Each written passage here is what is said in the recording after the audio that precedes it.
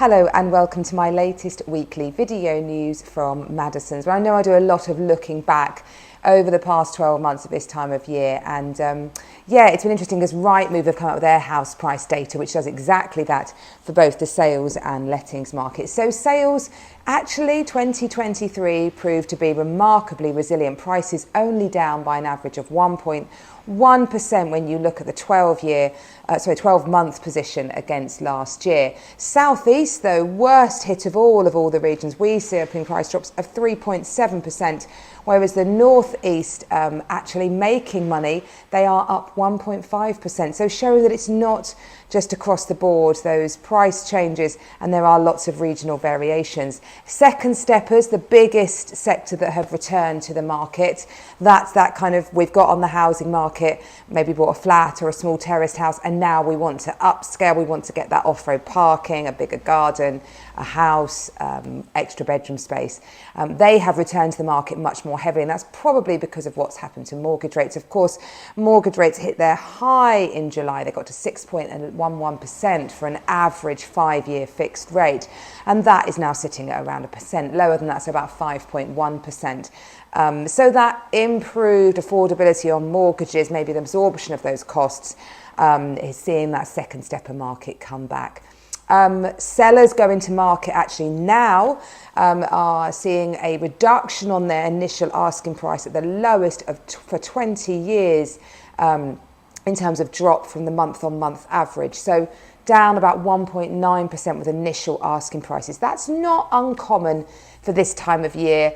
Most people who go to market in December often have a need to get onto the market, and they therefore price competitively and keenly. And that's certainly what we are seeing. We're saying to many of our sellers, wait till January, that Boxing Day rush that you hear, I'll speak about that in a minute, that you hear about, maybe just wait till January, push through till then, unless you really need to get to market now. And that will be the message for successful sellers next year. Price competitively and realistically, and you'll be fine, unless you've got one of those properties that's just going to create a competitive interest and you can drive your price up. Yeah, the Boxing Day hype. So it's something that we hear about quite a lot. A lot of sellers saying to us, oh, I really want to be on for Boxing Day.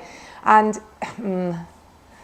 well, there's no doubt that Rightmove's traffic improves on Boxing Day. Their search results go up massively. But I think that's because people are doing their initial research. They're starting to think about a move. They might be thinking, actually, we do need more space for Christmas next year. Why don't we try and get gone for then? Or they might be thinking, I can't bear to spend another Christmas with my husband or wife. I need to divorce. I mean, there is all of that going on. I'm just not convinced they are serious buyers at that point in time. A serious committed buyer is someone who is both ready to proceed and able to proceed. Able to proceed, i.e. they've got their finances in order, they've sold their existing property, blah, blah, blah. But ready to proceed, they have seen enough to make the decision. It's the most disheartening feedback for us to give to sellers when we've done a viewing in which we're sort of saying, we think your house was perfect, but they're early in their search. They're simply not ready to make a decision to know if that house is right or not. So yes, a lot of traffic on Boxing Day. Does it result in houses being sold? I've not seen it in all of my years of estate agency, but I'm always happy to be proven wrong. So yeah, who knows? Rental market, quick look at that. I've got some facts and figures on this. I have to look down for this. So yeah, rentals, I mean, it's been a huge boom market. Lots of things compounding to not help the rental market.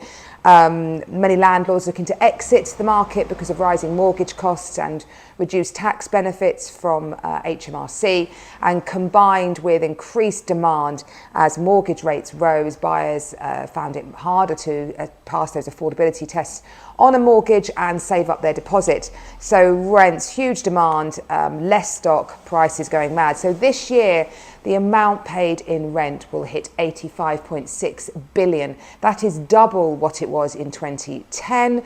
And indeed, it's gone up over 6 billion since 2022. That's according to research from Hamptons. Thank you, Hamptons, for that. Really interesting.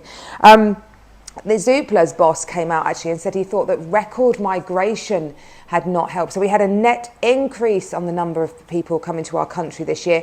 It was 775,000 and an extra 1.5 million international students coming. So not enough purpose-built student accommodation. Lots of people coming to our beautiful country and just not enough stock. So that putting real pressure on rentals and those rental markets and the yields they can get really rocketing up. So yeah, quite interesting. The millennials, they're people born between 1980 and 1994. They remain the most dominant sector in the rental market. They spend 35 billion on rent, but they are closely being caught up by Gen Z, which are the next ones coming. So yeah, they're coming up as well. And London took as much rent as the Northwest, the Northeast, Scotland and Wales and Midlands all combined together. So wow, those London rents are huge, aren't they? So that was quite interesting.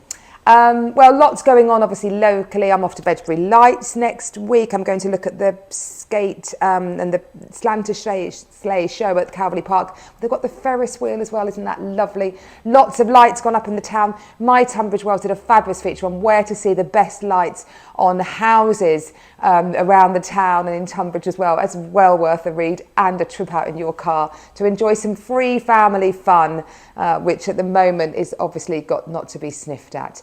And next week I'm going to bring you a bit of a look back on Madison's and our highlights of this year.